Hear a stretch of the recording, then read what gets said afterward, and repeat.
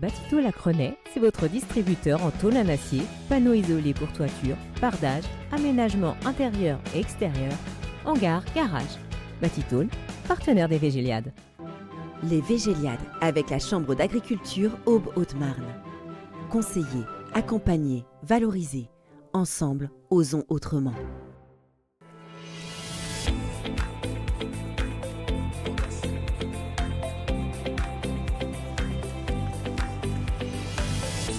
Nous sommes toujours sur le plateau des Végéliades 2026 qui ont lieu au lycée de Sainte-Maure. Cet événement réunit le monde de l'agriculture à travers des démonstrations de matériel, des conférences, un village de stands. Et l'objectif de ces interviews, c'est d'évoquer les solutions que chacun peut apporter aux agriculteurs pour améliorer leur situation. Et forcément, il fallait évoquer dans une émission les solutions numériques, digitales qui s'offrent au monde agricole. Ce secteur, comme tous les autres, vit une intense transition dans ce domaine. Intelligence artificielle, cybersécurité, pilotage automatique en temps réel. L'agriculteur du XXIe siècle est aussi un gestionnaire de données. Pour en parler, deux invités. Tout d'abord, Sylvain Gessionnès. Vous êtes agriculteur et cofondateur de Piloter sa ferme, une entreprise qui aide les agriculteurs à prendre des meilleures décisions économiques, notamment grâce à l'IA. Bonjour. Bonjour à toutes. Et puis Michel Petit, membre de l'association Perspective Numérique 10, le réseau au bois des professionnels du numérique. Bonjour à vous. Bonjour Fabrice. On parle beaucoup de numérisation de l'agriculture, mais concrètement, dans une exploitation au bois aujourd'hui, c'est quoi le numérique? Est-ce que c'est encore un peu abstrait pour les agriculteurs? Sylvain? Je suis également agriculteur, donc effectivement le numérique, pour nous, on l'utilise tous les jours au quotidien. L'exemple concret, c'est que je viens de faire une déclaration pour la politique agricole commune, c'était sur du numérique, l'exemple de dernier concret. Et le premier réflexe qu'ont les agriculteurs chaque jour, c'est regarder la météo sur Internet. Le deuxième réflexe qu'ils ont, c'est regarder l'évolution des cotations, c'est sur Internet. Donc pour beaucoup, l'agriculture, pour certains, on peut penser que l'agriculture, c'est ringard, mais en fait, les agriculteurs sont hyper connectés. Je regardais une étude, en 1996, il y avait déjà un tiers des agriculteurs qui étaient connectés sur les réseaux sociaux. Donc aujourd'hui, les agriculteurs sont comme une entreprise, comme un citoyen, on est tous connectés via les réseaux, via Internet. En effet, on est très loin de l'image d'Épinal, de l'agriculteur solitaire qui ne pense pas à Internet, c'est bien le contraire. Michel Petit, vous auriez quoi comme regard sur le monde agricole quand on parle numérique? C'est un monde très associé au monde du numérique, du coup? Alors, on aurait des visions un petit peu différentes parce que ce sont quand même beaucoup de petites entreprises, donc qui ne sont pas forcément formées à cet aspect-là de base ou sensibles à tous les aspects, mais par contre, on voit vraiment une mutation en ce moment assez forte sur l'arrivée de robots, on en parlait encore tout à l'heure, sur bien sûr la numérisation, les logiciels qui sont proposés, un peu de ce qu'on appelle l'IoT, donc les objets connectés, etc. Donc c'est quand même un domaine qui évolue beaucoup dans ce domaine-là en ce moment et qui ne ressemblera certainement, qui ne ressemble pas à l'agriculture d'il y a 20-30 ans et qui ne ressemblera pas encore à ce qu'elle est aujourd'hui dans 20 ou 30 ans de plus. L'agriculture vit sa révolution numérique comme tout autre secteur en tout cas. On est là pour trouver des solutions pour les agriculteurs en matière numérique. Et Sylvain Gessionnès, vous avez une solution qui s'appelle Piloter sa ferme. C'est quoi exactement et à qui ça s'adresse? Notre public, ce sont les agriculteurs qui souhaitent prendre en main le pilotage de leur exploitation. On est dans un contexte où on est submergé d'informations. Et nous, les agriculteurs, on doit prendre des décisions économiques tous les jours sur notre exploitation. Donc l'idée, c'est d'apporter une information qui permet à l'agriculteur d'avoir des repères fiables sur les marchés et qui lui permettent de prendre des décisions utiles et opportunes au bon moment sur son exploitation pour avoir atteint son objectif qui est d'avoir du revenu. Donc concrètement, on va dire un mardi matin, l'agriculteur utilise Piloter sa ferme. Qu'est-ce qui se passe exactement? Comment votre logiciel, voire je suppose l'intelligence artificielle, va l'aider à prendre ses décisions? Comment ça marche?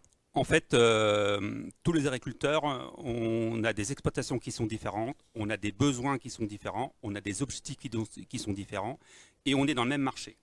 Donc nous, on a créé un outil, un assistant qui s'appelle Max.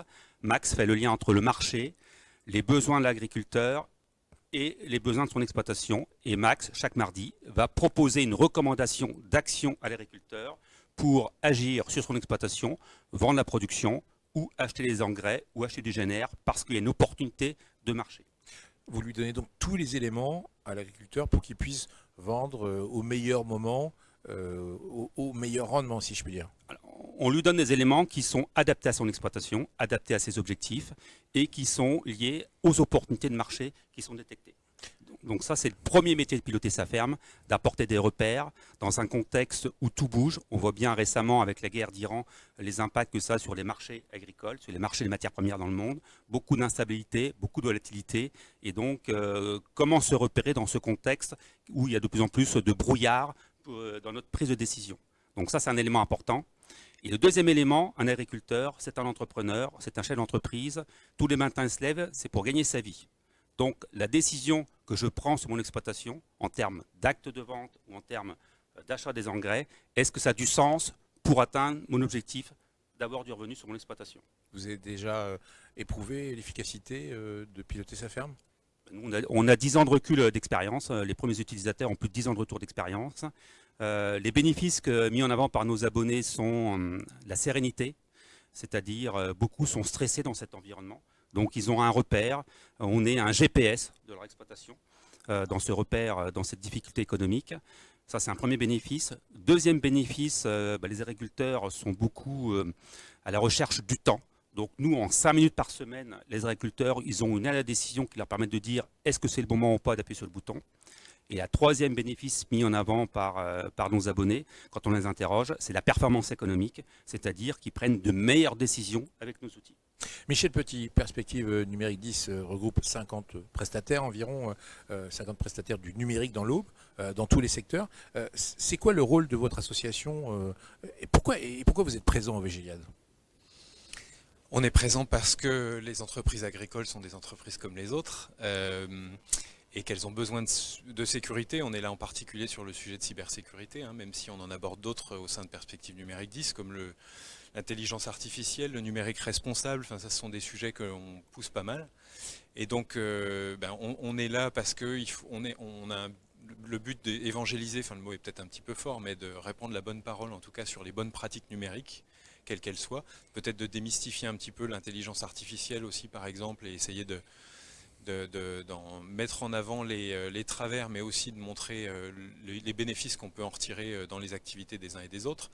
Donc voilà, en fait, l'association, ça regroupe ces 50 professionnels, ce qui est quand même assez marquant pour un petit territoire comme l'Aube. Et je fais une mini parenthèse pour dire que j'étais à Numéum, à une réunion à Strasbourg la semaine dernière avec notre président Gilles Burissec. On a été cité quand même en exemple parce que c'est un territoire dynamique. Donc on a différentes professions du numérique qui se regroupent à la fois pour promouvoir nos métiers et puis pour nous aussi faire de la veille, mettre en commun des bonnes pratiques, essayer de nous professionnaliser. Donc c'est un petit peu tout ça, Perspective Numérique. On se retrouve dans un instant avec nos invités pour la suite de cette émission.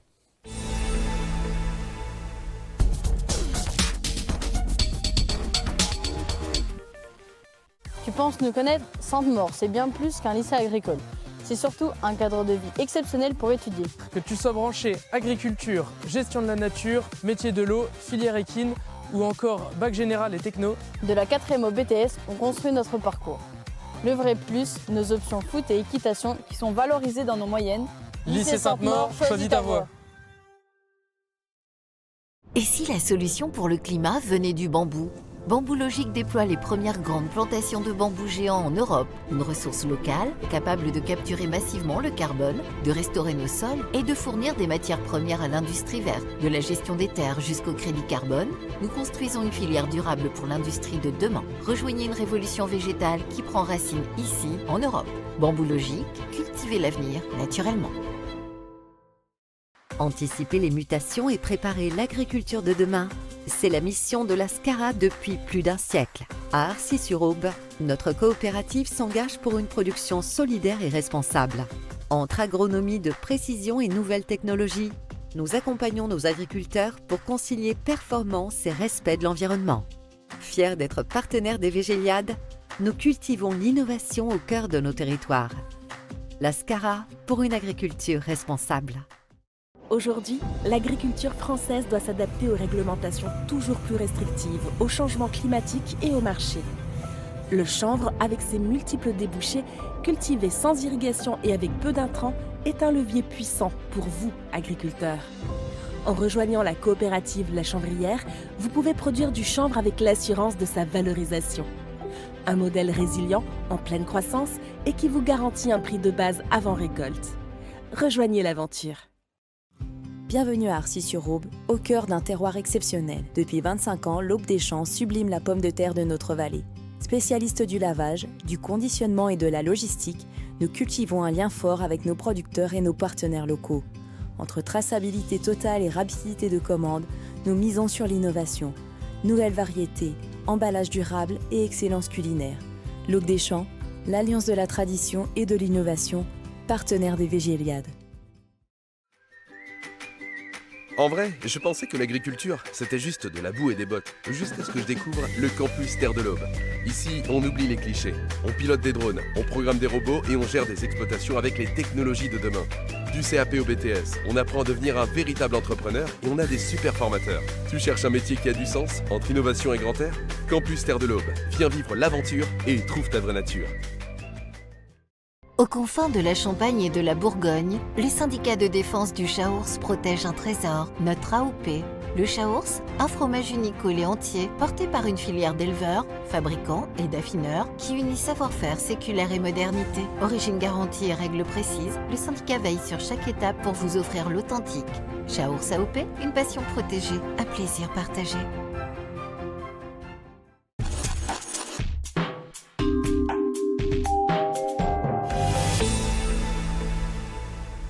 Suite de notre émission consacrée au numérique lors de ces Végéliades. Michel Petit, vous vouliez insister sur la cybersécurité dans le monde agricole. C'est un sujet dont on ne parle pratiquement jamais, en tout cas assez peu. Et pourtant, les exploitations sont de plus en plus connectées. Il y a des capteurs dans les champs, il y a des robots de traite. Est-ce que les agriculteurs au bois sont vraiment exposés à des risques cyber, comme on le voit dans d'autres secteurs d'activité ? Exposés, oui. Je pourrais vous dire aussi qu'on est intervenu sur un piratage chez un méthaniseur, par exemple, il y a quelques semaines. Aujourd'hui, malheureusement, tout le monde, toutes les entreprises sont exposées, les particuliers aussi, mais parce que voilà, il y a des attaques de masse. Donc on y est tous soumis. Alors l'objectif, c'est pas forcément de faire peur, d'angoisser tout le monde, c'est de se préparer, de se protéger. Et alors il y a des réflexes sur le numérique qu'on n'a pas encore et qu'on a sur sa maison, ses véhicules, etc. Est-ce qu'on part avec les portes ouvertes, les fenêtres grandes ouvertes, des failles comme ça? Est-ce qu'on prend sa voiture avec des pneus lisses, sans avoir fait le contrôle technique, etc. Non, mais le numérique, c'est un côté un peu peut-être abstrait parce que c'est immatériel et c'est un peu plus récent, et ce qui fait que les habitudes ne sont pas encore prises. Mais simplement, qu'est-ce qui se passe dans une entreprise si demain on n'a plus les données qui nous font travailler au quotidien? Si on perd ses ordinateurs, si on n'a pas de sauvegarde, ou alors qu'on faisait les sauvegardes sur un disque dur et qu'elles ont brûlé en même temps dans un incendie ou quoi que ce soit, et qu'on ne peut plus travailler. Enfin, il n'y a pas une entreprise qui peut travailler correctement aujourd'hui sans ces données. Donc il y a un socle minimum qu'on essaie de promouvoir pour que les entreprises soient un peu protégées. Les sauvegardes que je viens de citer, ça en fait partie. Par exemple, chez ce méthaniseur, c'était quoi le risque? En fait, ça ne pouvait plus fonctionner parce qu'on avait volé des données. C'est du piratage. Ça correspondait à quoi le risque? C'est tout l'historique. Alors, donc je suis pas spécialiste de la méthanisation, mais a priori l'unité continue à tourner, mais sauf qu'on peut plus, on n'a pas de repère pour l'optimiser. Donc pendant un jour, 2 jours, une semaine, elle peut encore à peu près tourner. Mais ça dure pas longtemps. Et donc tout ça, c'est la richesse de l'entreprise en fait, de savoir ce qui s'est passé, comment on a des flux, comment il faut régler les machines et autres. Et donc là, on a eu un cryptage de données. Et si on n'arrive pas à restaurer, à trouver la clé, à récupérer les données, on repart à zéro en fait, sans expérience sur le méthaniseur. Qu'est-ce qu'un agriculteur peut faire concrètement pour mieux se protéger sans être informaticien? Vous évoquiez des décisions de bon sens, mais qu'est-ce qu'il peut faire? Je pense que c'est des choses qu'on entend un petit peu dans les différents médias qui viennent ou des réunions de la Chambre d'agriculture ou autres, mais il faut passer le pas et le cap de se dire je suis concerné aussi, il faut que je le fasse. Donc je parlais des sauvegardes, c'est la base parce que si je perds mes données et que je ne peux pas les restaurer, il faut repartir de zéro. Après, c'est des réflexes tout simples comme on sait qu'en fait la cybersécurité c'est le gendarme et le voleur, c'est-à-dire que les attaques sont de plus en plus pointues et donc les systèmes sont de plus en plus efficaces en face, mais il faut faire les mises à jour de son ordinateur, de son système d'exploitation, le Windows, pour la plupart, et puis des logiciels, parce que tout ça, dedans, ce sont des patchs de sécurité, enfin, c'est des éléments de sécurité qui viennent en plus pour protéger tout le système. Donc voilà, il y a ça. Après, bien sûr, les mots de passe, c'est un sujet aussi assez classique, mais des mots de passe robustes, c'est en train de venir, ça, je pense, dans les habitudes. On parle de MFA, Multi-Factor Authentication, donc c'est ce qu'on utilise avec le digital ou avec la reconnaissance de différentes manières, avec 2 appareils pour certifier que c'est bien soi-même qui utilise l'application. Donc ça, c'est un peu contraignant, mais sur les applications vitales, enfin de banque ou autres, c'est incontournable maintenant. Donc ça, il faut que ça se généralise un peu. Et puis voilà, il y en a pas mal d'autres, mais je ne vais pas tout développer. Sylvain, numériquement parlant, pour vous, à quoi va ressembler l'exploitation agricole dans 5 ans? Numériquement parlant, vous voyez des avancées arriver? Il y a 3 actions concrètes. La première action concrète, c'est qu'en tant qu'agriculteur, on utilise des produits, des approvisionnements. Donc l'idée, c'est que le numérique va permettre d'apporter la bonne dose, le bon produit au bon moment, en fonction des besoins de la parcelle, de la culture. Pas de gâchis. Donc pas de gâchis. Donc là, c'est d'efficacité agronomique et économique. La deuxième orientation dans l'agriculture, c'est les tracteurs sont tous équipés de GPS, mais on voit arriver des tracteurs autonomes qui vont pouvoir se conduire. Et pour exemple, pour ceux qui connaissent, qui prennent la route entre Troyes et Arcis-sur-Aube, on voit des robots travailler tout seuls dans les champs. Donc pour illustrer ce que fait le robot plante la graine de betterave, d'oignon, de pommes de terre. Ensuite, il a géolocalisé la graine et ensuite, il va venir désherber tout au long du cycle de végétation cette parcelle. Donc là, c'est d'efficacité pour l'agriculteur. Donc, c'est des exemples concrets qui arrivent au niveau de tout ce qui est mécanisation. Et la troisième orientation, elle est sur ce qu'on est en train de faire, nous piloter sa ferme. C'est le pilotage économique de son exploitation, puisqu'on est dans un environnement de plus en plus compliqué au niveau économique, au niveau réglementaire. Et donc, c'est compiler la donnée pour que cette donnée soit utile dans la prise de décision. Donc nous, ça c'est la démarche dans laquelle nous, on est lancé piloter sa ferme avec d'autres idées, d'autres produits qui vont bientôt sortir dans cette démarche d'aller de l'efficacité pour l'agriculteur. Vous qui êtes agriculteur, là on a parlé des effets positifs et négatifs du numérique, mais ils sont généralement positifs, hein, ils permettent d'aider énormément ce métier à vivre, à avancer. Est-ce que c'est aussi une manière de briser ce qu'on appelle la solitude de l'agriculteur ? Alors effectivement, le numérique, ça permet de travailler à l'agriculteur. Nous, on travaille avec des agriculteurs partout en France, on est tous chez nous. Et derrière du numérique, derrière une digital, il faut une relation humaine.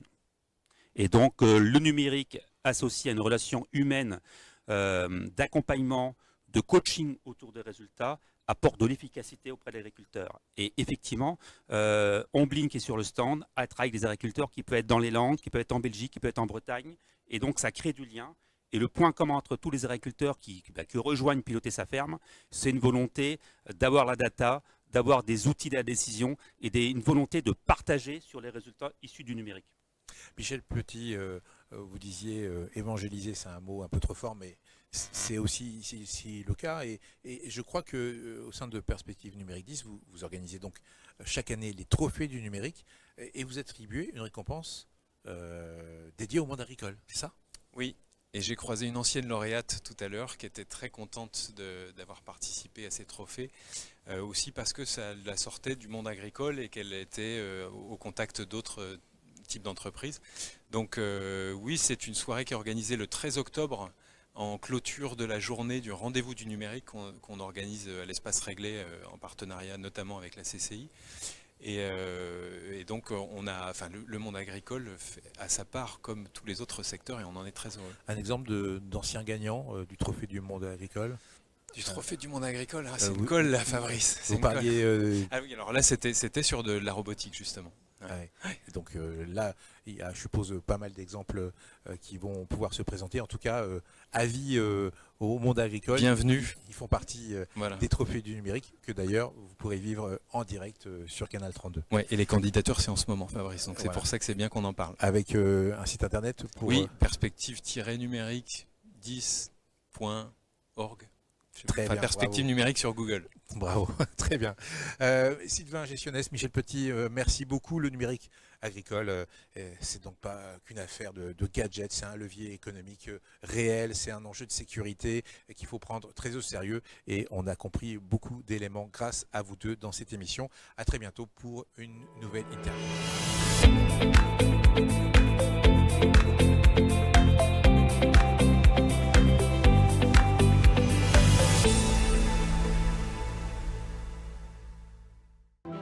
Les Végéliades avec la Chambre d'agriculture Aube-Haute-Marne. Conseiller, accompagner, valoriser. Ensemble, osons autrement. Batito Lacrenay, c'est votre distributeur en tôle en acier, panneaux isolés pour toiture, bardage, aménagement intérieur et extérieur, hangar, garage. Batitôle, partenaire des Végéliades.